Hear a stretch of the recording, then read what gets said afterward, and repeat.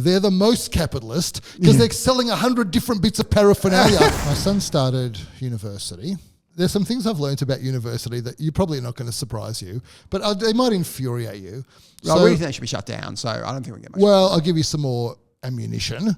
So the first thing is that at the university that he is at, you can choose the logo of that university that you want to have on your, identity, right?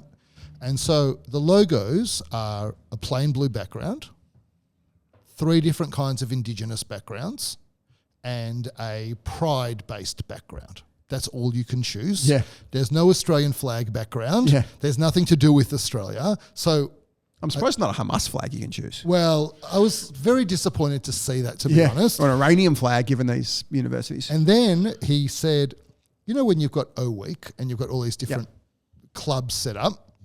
So there's a club you might have heard of called the Socialist Alternative. I don't know what it's the alternative to. Sanity, maybe? It could be the alternative to.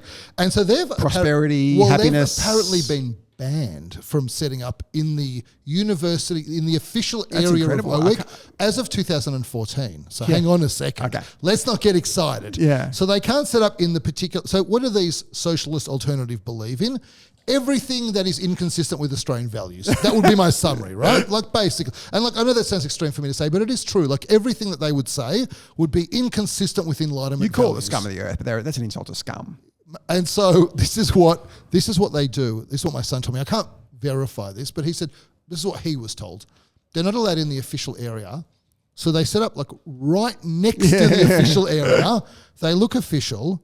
They are, he said, the only people that were actively coming over to me to try to get me to sign up were the Greens and the Socialist Alternative. I'm hesitant to say this, but he said the Greens were actually very polite and respectful when I said no. Yeah. The Socialist Alternative were not. They kept hassling him.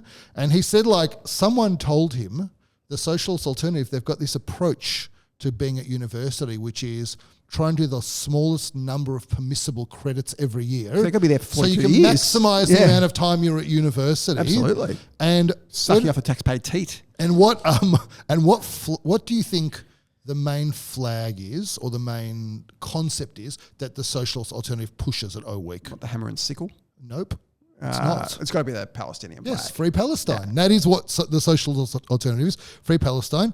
And he said they're the most capitalist because they're selling 100 different bits of paraphernalia, which is consistent. You know, when I went to these Free Palestine protests, there were basically a market stall set up there. Yeah. You could buy T-shirts, key rings, everything. It was actually the most commercial situation. That was probably Jews owning the stall, in fairness. I mean, I would open that stall. Yeah, so would I.